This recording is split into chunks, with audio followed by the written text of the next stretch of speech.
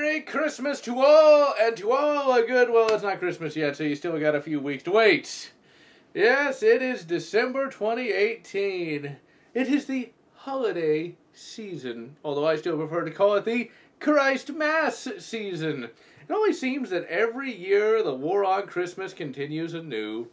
I mean, seriously, why not just say fucking Merry Christmas? Now, you can't do that if you work retail. You do that, you get fired.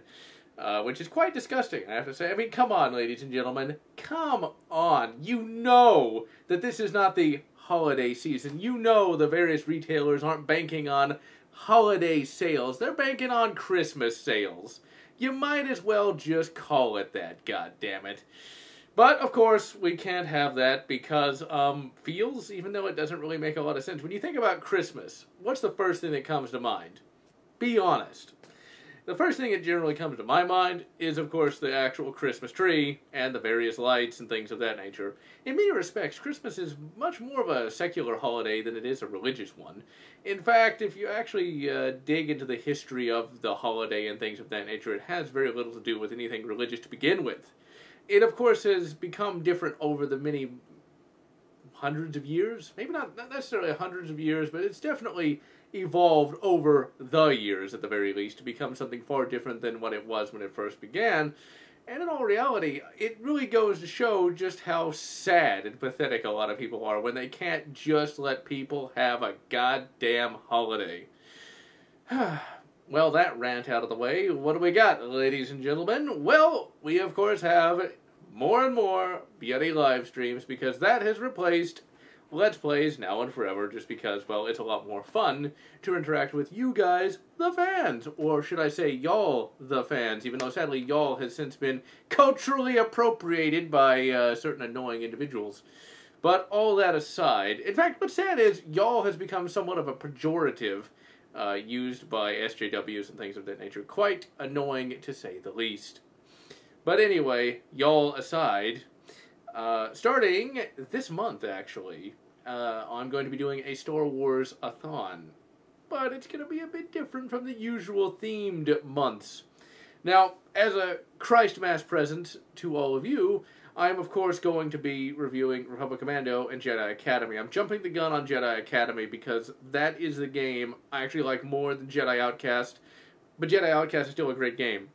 But starting this month and lasting until December of 2018, actually lasting, I guess, through starting in December 2018, we're going to have nothing but Star Wars reviews through December 2019. December 2019 is the last month for Star Wars games, and that's going to be KOTOR 1 and 2.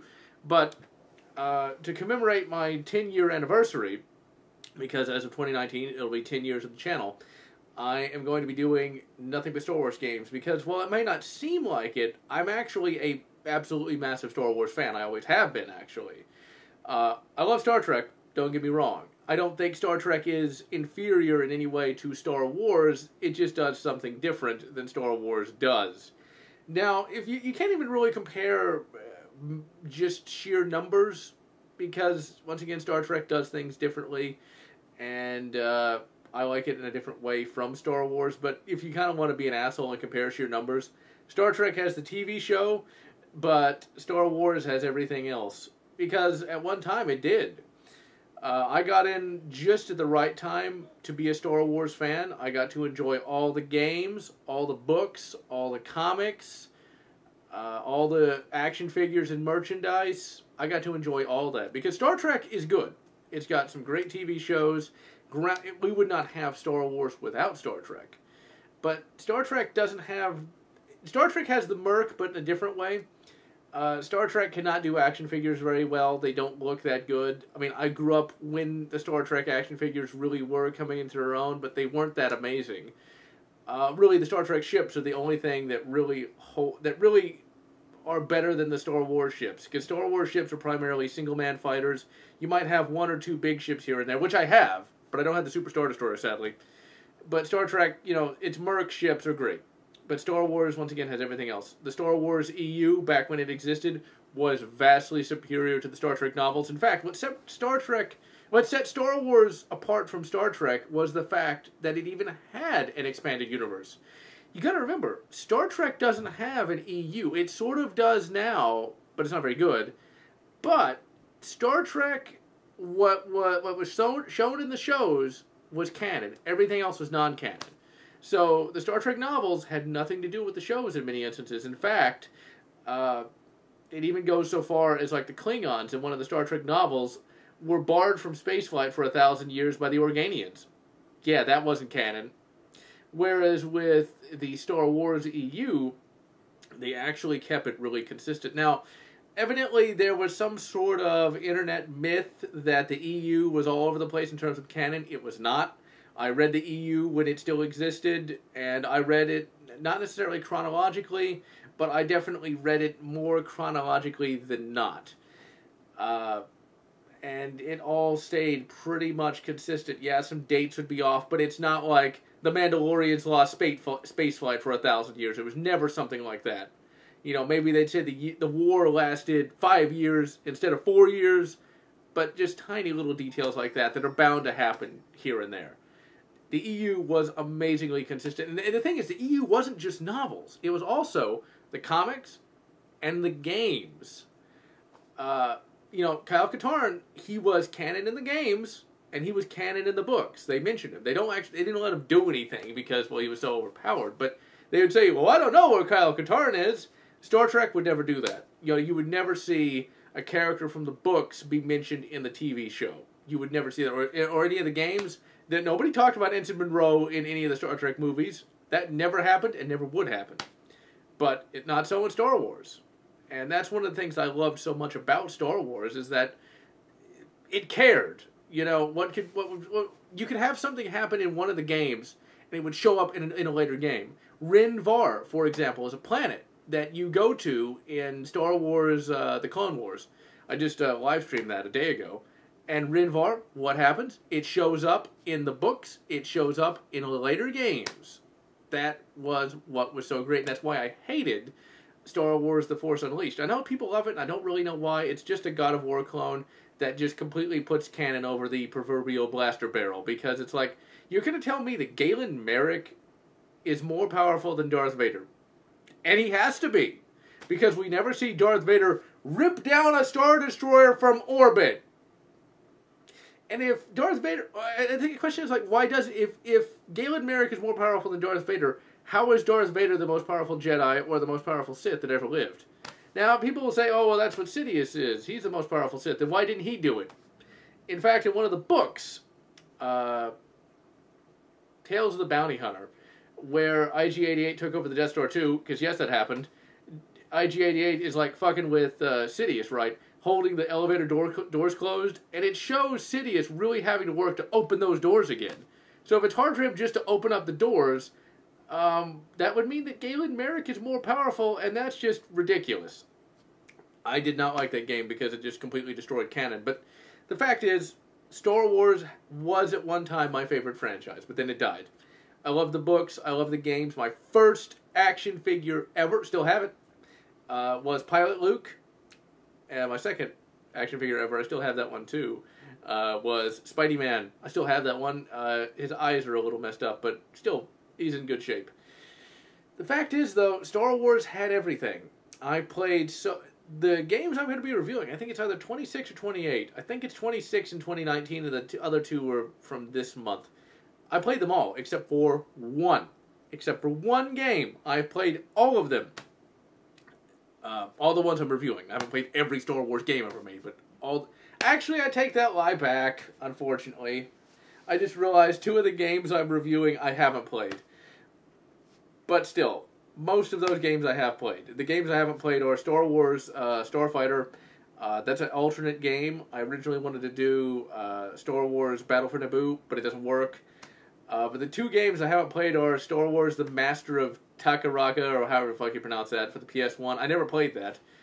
And then, it's going to be more of a comedy review, Star Wars Kinect, because I actually do have a Kinect and that game, and I never played that. I had no desire to play that, but, you know, for the review, I'm going to do it so I can jump around and all the rest. But yeah, most of those games I have played, pretty much all but those 3. And it would have just been 2 had I been able to get Battle for Naboo to work. It could be a lot of PC ports, actually. I didn't necessarily plan that, but it just kind of worked out that way. So overall, I'm looking forward to reviewing every single one of those games because I absolutely have loved the Star Wars games over the years. Let's see, I'm trying to think of I can't remember all of them, but just off the top of my head, we've got Jedi Outcast, we've got Rogue Squadron 3D, which is the PC port, works pretty good. Shadows of the Empire, it's going to be the PC port of that one as well, because the N64 version doesn't emulate very well. Now, I played both Rogue Squadron and Shadows of the Empire on the N64 and loved them immensely. I actually going to have a personal story for Shadows of the Empire and Rogue Squadron.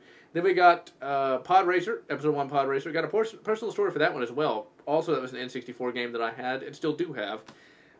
Let's see what else we got. We got Lego Star Wars The Complete Collection. Initially, I was just going to do Lego Star Wars 2, but I decided to put the first one in that as well.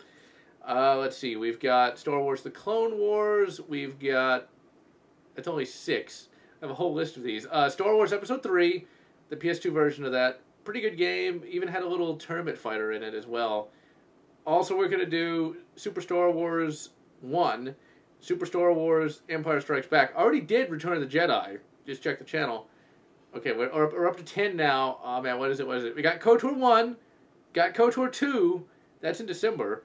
We got Star Wars Galactic Battlegrounds, Star Wars Empire at War. Come on. It's like at the tip of my tongue, too. Star Wars Starfighter, unless I already said that one. And a bunch of other ones, too. But all these games I kind of have a personal connection to because I just love them so much. And I'm not going to be fanboy squeeing all of them. They're actually legitimately good games. That really do stand the test of time, like a considerable amount. Let's see. In addition to those, I'm going to be doing some of the side content as well, the live streams. Going to do a gun review in January. There was going to be a gun review this month, but I'm not going to get to the range in time to actually get it done. Going to be some food. Well, there's one more food review coming out this month. That's going to be the Louisiana fried chicken. Might do some more food stuff next year as well. Just have to see. Can I keep up with the book reviews, even though no one watches them? They don't take that much time, and there's a lot of books I would like to talk about. They're just going to be in the little, 5 to 10 minute format that I've been doing. But overall, the GeneralLotz channel is going to keep chugging along, even past the 10-year mark. Now, what I'm hoping is that the Star Wars reviews will actually garner more views than some of my more obscure content. And here's the thing, if I make it to 10K subs by June of 2019, I will watch and review The Force Awakens, Rogue One, and The Last Jedi. I will watch and review all 3 of those films. Oh, I don't want to, though. Gotta remember, being a Star Wars fan... But it's actually kind of sad. Both Star Wars and Star Trek are dead, at least to me. Star Wars was dead to me for a much longer period of time. Disney didn't kill it. Just some of the bad writing in the EU killed it for me, and that was about 2008. In terms of games, LucasArts pretty much was dead by, I want to say 2012, but after Force Awakens, I was done. I didn't even buy Force Awakens when it came out. I finally forced myself to try to play it, and I didn't even finish it. Because when I saw the trailer for Force Awakens, I was like, what the hell is this shit? Are you telling me some random guy that we've never heard of before is literally more powerful than every other Jedi we've ever seen? Fuck that shit. So yeah, for me, Star Wars has been dead for a while, but it's good to relive my Star Wars memories for the channel. Because, I used to be, that was my main franchise, I liked Aliens and Predator a great deal, but there was only so much there for me to read, watch, and play. With Star Wars, you had everything. Let's see what else we got. After 2019, I'll go back to the more traditional reviews, but it's just a year of Star Wars. I do not know why I've not gotten to any of the Star Wars games up until now. The only 2 Star Wars games I reviewed was Star Wars Dark Forces, which was an excellent game all around. I reviewed... Oh, Jedi Knight and Jedi Knight Mysteries of the Sith. That's a review being done as well. Okay, let's see. And I also did Super Star Wars Return of the Jedi. So, I'm just going to just get all the Star Wars games out of the way. Boom, done. They're all going to be long videos, too. I already have gotten work done on Republic Commando. That's going to be the very first Star Wars review in this Star Wars-a-thon, because it is one of my favorite Star Wars games of all time. But just expect a lot of really good content. That is what's coming out. Oh, let's see. What else we got? Anything interesting to even bring up? I'm trying to think of like some books or fanfics that might be worth looking at. Right now, I am reading a weird book on my tablet, because I usually read 2 or 3 books at a time. Not all at once, but at a time at least. Weird book I'm reading on my tablet is called Dragon Slayer. It looked so fun that I had to try it out. It's by Michael Scott Earl. It's about this firefighter who gets sucked to this fantasy world and he's got to fight the dragons. The thing is, I got it because I thought, oh, you know what? It'll be fun, light reading. And it is. But it's like a stealth, almost erotic fantasy novel. Because most of it is this guy, who may or may not be unbelievable, literally just anything that moves, man. Anything that moves, it's a hot chick. I can approve of that, but I wasn't quite expecting that. But Dragon Slayer, I recommend it, though. I mean, it's good stuff, but man, it's like, and he like fights a dragon, right? I don't want to spoil this, but it is funny. He fights his dragon, you know, he's got his axe, and he doesn't kill the dragon. I want this to be a mod for Skyrim. I really do. Instead, the dragon, when he hits it with the axe, it doesn't kill it, but it transforms it into a hot chick. Because, reasons? I want that to happen in Skyrim. That'd be a great thing. Instead of sucking up a dragon soul, you get a hot chick to do some suck. I mean, never mind. That's sexist. I apologize for that. I don't really apologize. But, let's see. I'm also reading a book, the second book in the Lost Regiment series. I'm actually got a book review of that coming up. It's pretty good. It's pretty good. It's very technical. The characters are actually better than I remember, to be perfectly honest.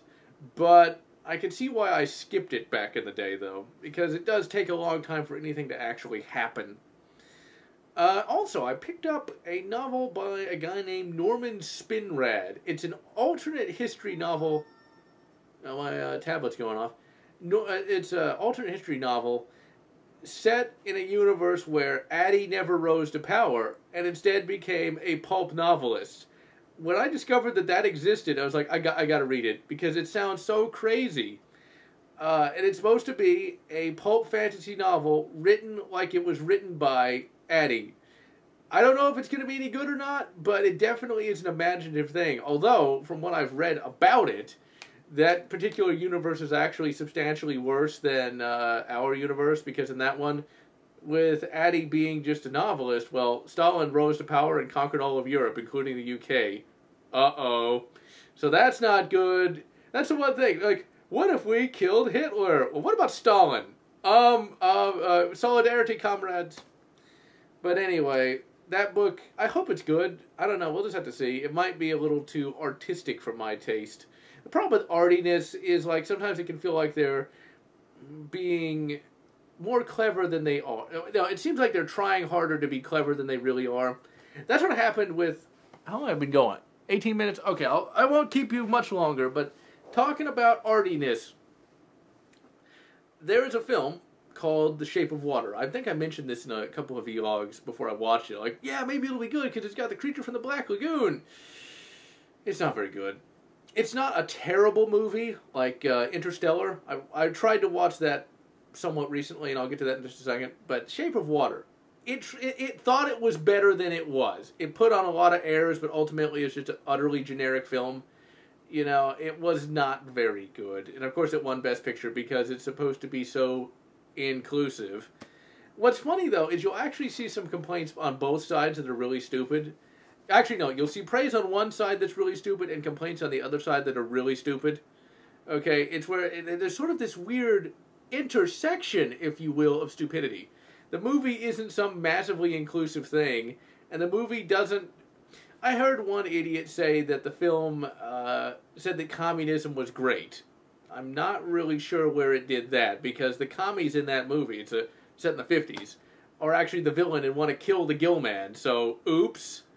And I can't really say that it's particularly inclusive because it doesn't really include much. So, yeah. I don't really know where they get that that it was a particularly great film. Another film that thought it was better than it was Interstellar. I sat through an hour of it, and by God, that was painful. It tried to be 3 separate movies and failed at all 3. Let me put it this way. What really did it for me was this. The main character's kid got in trouble at school for getting into a fight over the school censoring the lunar landing. Now, keep in mind, this is supposed to... Oh, wait, no, I gotta explain more. Okay, so the school wants to say that the lunar landings never happened because they want kids to be farmers. Why do they want kids to be farmers? Because global warming! Global warming somehow destroyed all the crops and it created a second Dust Bowl. Now, that's scientifically inaccurate on so many levels, it's not even funny. The whole reason the Dust Bowl even happened was because of poor crop practices. So unless everyone spent years huffing paint and using old crop practices, the Dust Bowl 2 wouldn't happen. But it gets worse than that, ladies and gentlemen. Obviously, this is global warming. That's so bad that evidently there are no countries anymore and no militaries. And then, like, NASA is, like, hidden in NORAD now. And, like, the main character is all like, yeah, well, NASA was called upon by the U.S. government to drop bombs on the starving masses. What? Say what? Why would NASA do that? You got this thing called the U.S. Air Force that does that. Why would NASA do it? Where? And then it just gets worse from there. It acts so pretentious, like it thinks it's high art, but it's not. It's stupid. Every bit of it is stupid. And like there's a robot that looks that's trying to be Hal, trying so hard to be Hal, and looking utterly ridiculous. Instead of making a robot that made sense, they literally made a robot look like the monolith. Like literally, it's just like waddling around. It's the stupidest thing I ever saw. And and for a little bit I thought like, oh man, I missed that movie. I should have saw it in the theaters. Oh my God, that was bad. It's substantially worse than Gravity, okay? It's substantially worse than Gravity. And I know there's people, I'm even friends with people who like Gravity. And Gravity, when I saw that in the theater, I saw it in the theater. Oh yeah, I did. I gotta say, for me, I thought Gravity was utter shit. It was art college crap, in my opinion, where it's like, ooh, this scene is supposed to represent birth or something. Did not like Gravity. Hated Interstellar. And Shape of Water was average at best. So anyway, ladies and gentlemen, I want to wish all of you and all of your families a very Merry Christmas. And so, I am GeneralLotz, wishing you good tinsel, good Christmas lights, or whatever makes you happy. And see ya in 2019. If you enjoyed this video, please consider subscribing, and if you can, please consider supporting me on Patreon so that I can continue bringing you this awesome content.